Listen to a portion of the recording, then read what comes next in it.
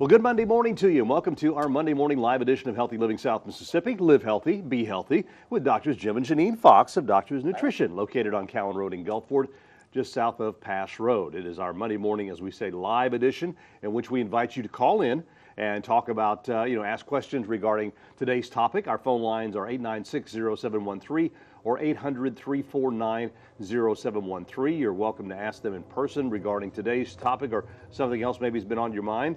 And also, if you don't want to ask them personally, you can pass the question along to our operator, and they'll be glad to pass the question along to them. But again, our numbers are 896-0713, 800-349-0713. Let me ask you a question. Would you give your child cocaine? Good question. I'm sure, good question. Everybody out there probably thinking, Jim, are you kidding me? Are you Seriously? Seriously. Well, did you know that Ritalin and other ADD and ADHD drugs are Schedule II drugs, and they're right in the same category as cocaine, morphine, opium, oxycodone, and basically these, which means these drugs have the same high abuse potential that could cause some very serious psychiatric dependencies down the line. About 10% of children in public elementary schools are taking these drugs right now, and you can't take them off the drugs cold turkey unless you get approved by your physician. Mm-hmm. So something, when I read that, it's like, really, I never realized that, things like Ritalin are class 2, drugs. Or you think maybe the kids are deficient in that or something? I mean, we're going to give them to them. Must be deficient in it, right? Well, when I was deficient in anything like that a long time ago, my parents, they... Well, let's go back to that long time ago and far away thing. Yeah. We didn't have such things as ADD and ADHD. No. Think back, for those of us north of 50, think back when we were in grade school, in high school and so on. Didn't have it. Wasn't part of it. Now, we got to stop and think that, okay, if we didn't have this maybe 50 years ago or 40 years ago, what's changed? What's causing this? Lifestyle, diet. The food supply. Food supply got a lot of it, yeah. That's probably one of the biggest things. A lot of the things that they put in the food nowadays has a lot to do with it. And the way people eat, the convenience eating that everybody does. Yeah. You used to not do that. I know even when I grew up, we didn't eat out all the time. It was a treat to go eat at a fast food restaurant, and it was very rare. It was not all the time. And people now think it's normal. It's a normal thing. Yeah, 3 meals a day at a fast food. Well, it's an easy thing. It is. It's an easy thing to do. Convenient. Thank you. Is the word I was trying to say. It's a convenient thing that you can just run on your way home or whatever. I'm just going to stop by so-and-so and pick up this, and that's dinner. Pick up a pizza, pick up whatever, Yeah, and I think that, when you look at some of the contamination, and we probably ought to do a whole show on that sometime, the contamination of the food supply, things that are in the food supply that weren't there, say, 40, 50 years ago, chemicals that are used just routinely in the food supply. And, we've talked a lot about gluten sensitivity and that kind of thing. And, not everybody is, I can remember when I was in school. Now, that was a long time ago, okay? A long time ago. Rocks were still cooling off and all that. But back then, we briefly mentioned celiac. And they said it's something you'll probably never see unless you're in the Mediterranean, because that's typically the celiac sprue was primarily Mediterranean type people. That was the ones that came up with that. So it's something you'll probably never see, but here you have to learn about it. Well, fast forward to today, and celiac is so common, it's not even funny. Well, the amount of gluten they're putting in the food has increased so dramatically that it's making people, even if they're not celiac, they're gluten intolerant. And so there's a lot out there about gluten intolerance, and we actually tell a lot of people with attention deficit, and when the kids come in with attention deficit, take them off of grains and dairy. That's the first thing you try. Those are the two biggies. The grains, and a lot of people think, well, what am I going to eat? Oh my God, if I can't eat grains, that means your cereals and your breads and pastas and so on has got to go. Well, there's still meats and seafoods and, chicken and stuff, all that kind of thing, vegetables and fruits and nuts and seeds. What people used to eat. Yeah. 896-0713, 800-349-0713. We're talking about ADD and ADHD this morning. So if someone in your family, yourself or child or something is something that you're having to deal with. If you have any questions regarding that, you're invited to call in. But that's what we're talking about this morning: Right. ADD and ADHD drugs, and how things have changed. Well, they have. Like I say, when you look at the food supply over the past 40, 50 years, like she said, a lot more gluten in the wheat and stuff. They've actually bred the wheat to have more gluten. And some of the researchers, there's one that he's one of the head guys at like Harvard, and one of his comments at a lecture that I listened to was he thinks pretty much 100% of human population is gluten sensitive. Not celiac or anything, but gluten sensitive, meaning that our digestive tract has a hard time, dealing with these foods, like gluten and so on. And we've got more gluten in the wheat because it makes it stretchier, makes things fluffier, makes things, blah, blah, blah. And, of course, that's kind of causing a problem. And his comment was that 100% of the human population is probably sensitive to gluten, some just more so than others. And it depends on, how sensitive a person is. And you take these kids that were starting out young, let's face it, they're putting them on cereal, first thing out of, look at breakfast foods for everybody, cereals. That's where everybody thinks for breakfast food. General Mills, we couldn't have breakfast food, it wasn't for them. Right. So we've kind of got this whole mentality about our food supply that's really kind of messed up. We have many people that come in, and if they do change the kids' diet, they come back and say, oh my gosh, the teachers called and said, what do you have this kid on? Well, they don't have them on anything. They just changed their diet. So it can make a huge difference in attention. There's so many things, and there's so many nutrient deficiencies with people eating packaged processed foods. That's what's causing a lot of the attention deficit. And a lot of the hyperactivity can be the dyes in the food. It can be your other chemicals, huge sugar chemicals, the glyphosate, because all of the genetically modified corn that's out there. Corn is just a really high genetically modified food, and it's in many things. How many things have corn in it? A lot. Corn, wheat, and soy. Those are the three biggies. Now, wheat is not as much genetically modified. No, it's not genetically modified. It's been bred. But it has been. They do use a lot of the chemicals on it.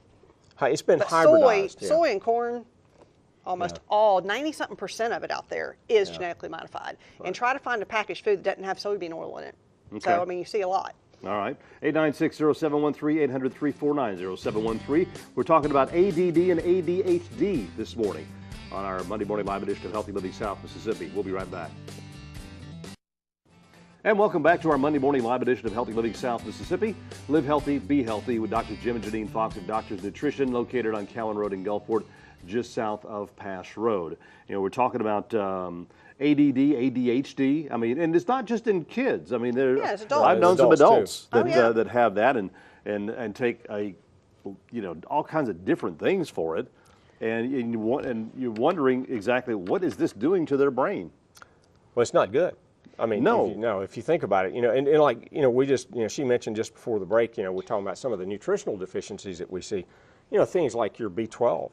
And you see everything. You look at a food, packaged processed food, fortified with God knows what. But if they have to fortify it, it means that they kind of messed it up to begin with, and now we've got to try to repackage it, redo it. And so, I always tell people, rule of thumb, if it says fortified on the package, don't eat it. There is a list of nutritional deficiencies that can lead to attention deficit and hyperactivity. So either one. There is your B vitamins, B12. You can actually folic acid.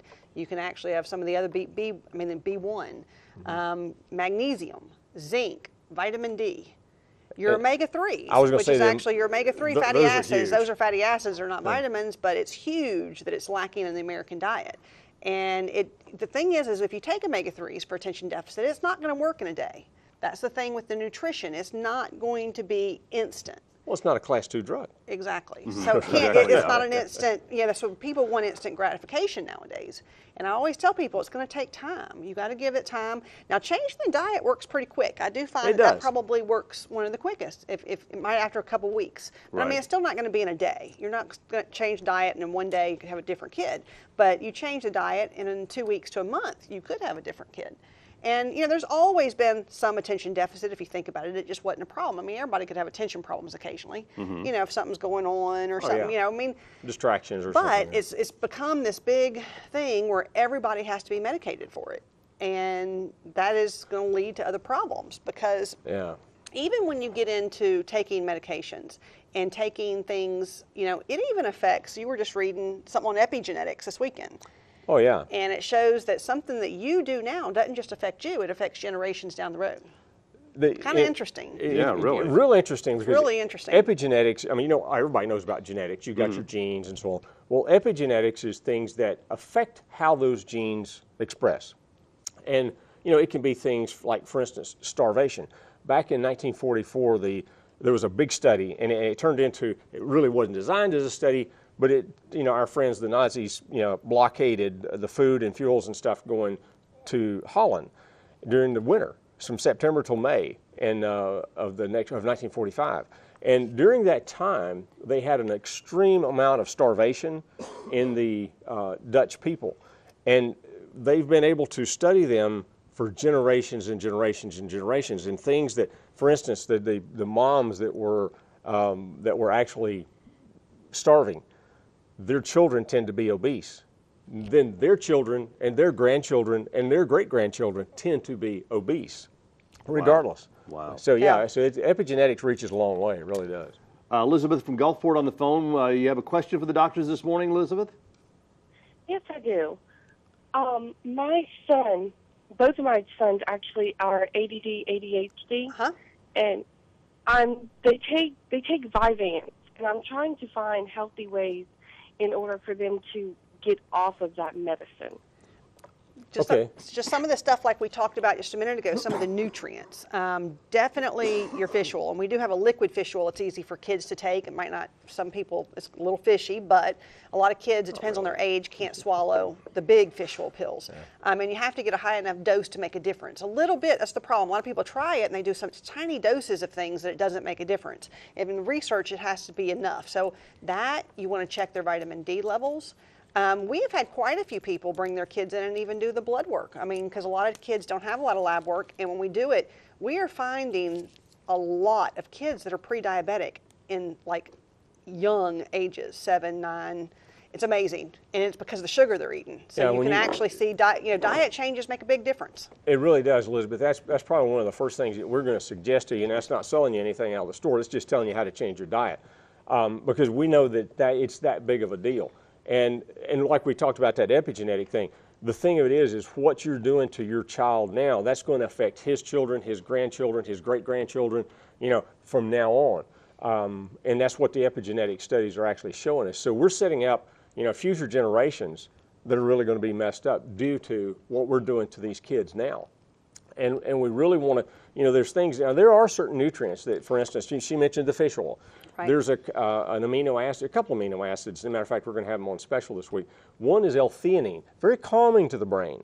And we use it a lot for the folks that have ADD and so on. Another one is tyrosine. Tyrosine is a fairly common amino acid. Sometimes you don't get enough of it and in the diet, and it actually helps produce dopamine, which is another calming agent for the brain. So, you know, a lot of diet changes, a lot of some of these basic nutrients, and it makes a world of difference. Yeah, we always recommend diet change first, add the nutrients, and then if you're still not getting better, then we'll start doing more specific things like to increase dopamine with like the tyrosine. There's even phenylalanine that increases norepinephrine. Right. So you can affect the brain chemistry with a lot of the amino acids. Sure can. All right, thanks for the call. Thank you. I think, is it Burkell from Ocean Springs on the phone with us? Good morning. Yes, good morning. Morning. Do you have a question for the doctors? Yes, I have a child in my house that is on Risperdal, and he is 8 years old. Is this going to affect him as it's going forward in his life? Yeah, I mean, any medication can affect you. It was what is it? I couldn't understand what you said he was taking, though. Risperdal. Risperdal, Risperdal. It's a form of Ritalin. Yeah. Actually, any of it, like I said, you want to change the underlying reasons why he might have the problem to begin with. And if you get them healthier to begin with, then they may not need the medication, but you always want to work with your doctor on maybe weaning off of it. But I do think it does affect you down the road. One thing they have found with a lot of the medications for attention deficit, it's a gateway drug to bigger drugs when they get older. And that is a lot of research that's been done on that. You know, if you think about it, kids they're pretty smart. And, you know, if we start, you know, if Johnny or Sally says they got a little problem, okay, here, take this, and you're giving them a drug. what are you teaching Johnny and Sally? Okay, if you've got a problem, take a drug. And so, we're setting up future generations to where they think that, okay, we've got to have that, like you mentioned, instant gratification, pop a pill, and it's going to fix everything. And that's really not what we want our kids to do. Right. I mean, we want to, kids they're our future generation, they're our future. And, think about it. Get to where they makes their brain work better, not just where they pay attention in school. It's not just about paying attention in school. It's about them learning and truly being able to be productive and get good jobs when they get older, and go to college, and things like that. You want their brain to work better. Remember, and for the they brain, may run for president someday. Yeah, the brain to work better, you have to have the nutrients. All right, we'll be right back in just a moment with this week's special coming up right after the break. And welcome back to our Monday morning live edition of Healthy Living South Mississippi. Live healthy, be healthy. With Drs. Jim and Janine Fox of Doctors Nutrition, located on Callan Road in Gulfport, south of Pass Road. They're open 6 days a week, Monday through Friday from 10 to 5:30, Saturdays from 11 to 2. And you don't need an appointment to go in and get a consultation. That's awesome. So anyway, we're talking about ADD and ADHD this morning on the show, but we will, of course, take your calls about other topics. Matter of fact, Angela from Biloxi is on the phone with a question for the doctors. Good morning, Angela. Good morning. How are you? Good morning. Fine. Good morning. How are you? I'm good. I have a question that's totally not about the show. Okay, today. that's fine. That's fine. quite all right. That's fine. Okay, 5 years ago, I had two sisters pass away about this time of the year. Actually, September 10th will be 5 years. They passed away with breast cancer 13 days apart. Oh, sorry. One sister on her birthday, September 10th, and the second sister, September 23rd. And last month, I had a sister diagnosed with breast cancer. Okay. And she had a mastectomy. Okay. My question is there anything that I can take to kind of arm myself against the disease? There is. There's a lot of things you can do. With breast cancer, I do a lot of stuff myself because I have high risk myself. So I do take a lot myself because I don't want to wait until, you're smart. You want to do something before it happens. There's something called diindolylmethane, and its short is DIM. And DIM changes your estrogen pathways. And that's one thing. Metabolized. Yeah, how it's metabolized. It does not change the hormones. It is not a hormone. It changes the metabolizing. Now, it has even been shown, there's some new research where it even helps if someone has the gene, the BRCA gene, the BRCA1 gene. Even if you have the gene, it tends to help prevent. You can't say anything's 100%, but it definitely is a preventative. I would definitely do DIM. I would definitely do something called calcium D-glucarate. Oh, definitely. Calcium D-glucarate is a detoxifier, but it specifically works on the estrogens as well. And a lot of times, estrogens do feed the cancers. Now, I always tell people there's other things that you can do to, lifestyle-wise too. Definitely get off of sugar. Definitely, because sugar lowers the immune system. If you're overweight, lose weight. I don't know, because. Yeah, well, I've gained a lot of weight over the past year. Okay. So the thing is I've gone from like 125 to 170. Okay, well, you want to get that off because they've shown the increased body fat holds estrogen also. So you want to decrease that. You want to make sure you drink lots of water. There's a lot of things you can do. I mean, I take quite a few different things. If you come by the store, I'll definitely sit down with you, go through everything you can do, and you can decide which route to take. So, but there even resveratrol, there's curcumins, there's so many things that you can do. But I would, with that much family history, I would definitely be doing some prevention. Okay, and where are you guys located at? We're on Cowan Road in Gulfport, just south of Pass Road. Okay. Okay, thank you. Thank you so much. You're welcome. Thanks for the call. Jocelyn from Gulfport's on the phone with a question regarding blood pressure. Good morning, Jocelyn. Jocelyn, you there? Kind of missed Jocelyn. Good. Oh, there you are. Okay, you had a question for the doctors regarding blood pressure. Good morning. Good morning. How you doing? Good morning. Good. Good morning. I have been working on my diet, and I'm proud to say I've been diabetic free for 2 years. Okay. And I'm a high risk factor, and then my father died of a massive heart attack. So what I'm doing is in my family, but now I have been trying to regulate my blood pressure. It's been like now 118 over 70 and 64. I've been keeping it down. That's actually pretty good. That's good. I've been trying. I want to know how can I keep that in regulating. I've changed my diet. I'm very active in activities, exercising. So what can I do to maintain that? keep You know, doing what you're I doing was for gonna say, one. yeah. I was like, you actually sound like you're doing Yeah. really good. So definitely, but I always tell people when they've changed their diet and helped their problems, you can't go back. You have to stay on what you're doing. Keep up the exercise, keep up the diet changes, keep Exactly. the blood sugar controlled like you're doing. That's the main thing. If you get to where it starts fluctuating up, there are some nutrients, even plain magnesium can actually help with blood pressure. Right. I'm taking magnesium. Okay, good. Okay. And there, we even have a few formulas, the amino flow and the vascular support BP, that's for blood pressure. But if your blood pressure is where you say it is, I don't think you necessarily need anything right now. It sounds like you're doing really good. You just need to keep it up. Just maintain what you're doing. Maintain it. Right. Mm-hmm. Okay, I just wanted to take more preventative than have a retro. Well, like I said, But one I'm thing. gonna stop by just to make sure. Yeah, and the vascular support BP is a good one that you can take even if you're controlled, because one thing it does is helps the elasticity of the arteries. There's Right. things in it for the elasticity, which is always good for blood pressure maintenance down the road. Right. So if you want to do something a little extra, I probably would do the vascular support BP. That's a good one. All right. Okay. Good Okay, job. thank you. Good job.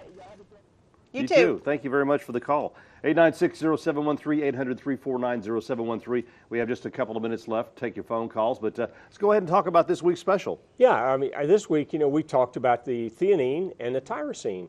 Those are the two amino acids that we use a lot in this ADD, ADHD thing. And we decided to put them on special this week because there's a lot of people that want Right. to try them. And, this just makes it, affordable for And them. the tyrosine spelled a little wrong up there, but Oh, it well. is, y'all know what it is. But the theanine, one good thing about theanine is it's also been used for anxiety and panic attacks. But what it does is it changes the brain waves. It is not where a lot of things that actually help calm drug you. It does not. It Yeah. actually makes the brain waves more active. And when the brain waves are more active, you actually are more focused and less anxious. So that's one that we use a lot. It is more mild, so if somebody has severe attention deficit, it may not be enough, but then Right. that's when we use like the tyrosine. Tyrosine would be used for a little bit more severe Or a case. combination of Or the a two, combination of so, the two, yeah. exactly. And then we even have a product called Neurolink that was put together with a combination of all the things for brain chemicals for kids for attention deficit. So we Right. have that as well. We have a lot of different things, and everybody's a little bit different. So Right. that's why I always say there's not one size fits all. Because every kid's different true. and every person's different, whether it be an adult with attention deficit or a kid with attention deficit. We always like to take it on an individual basis. We're telling people kind of a broad spectrum, things Right. they can do, but everybody's a little different. I recently had a kid that was severely low in zinc when we checked him. So, I mean, the zinc deficiencies can definitely do it. Okay. So, All right. 896-0713, 800-349-0713. And again, as we're talking about ADD and ADHD. And it's for all ages. So, Yeah. things that you want to have to go and, definitely talk to them about it. Don't make any changes without, because it's going to depend on that age group. You Right. know, if your child, you got a 5, 6, 7-year-old, and they have it, they're going to be even different from, right, than a teenager. and doses Right. are different, and so Exactly. everybody's different. So that's why we tell people come on by. Like you said, it doesn't cost anything for a consultation. It doesn't cost to sit down and talk to us and see if you like what we say. That's the great thing about it. Yep. And we mentioned before, so many times they're open Monday through Saturday, Monday through Friday from 10 to 5:30, and Saturdays 11 till 2. And there's a doctor there on Monday through Friday. Yeah, there's a doctor Right. there Monday Not through on Friday Saturdays. and on Saturdays, but they've always got a great crew of people there and well-trained, be able to help answer any questions. So next week, We're Well, going to talk about yeast problems, fungal problems, nail fungus, all your different fungus problems. Candida, all that Candida, good all stuff. that good stuff. okay, so Or bad stuff, I should say. buy you bad stuff. yeah, exactly. Yeah. So be sure you tune in next Monday morning again. Every Monday morning we have our Monday morning live edition of Healthy Living South Mississippi. Live healthy, be careful out there today.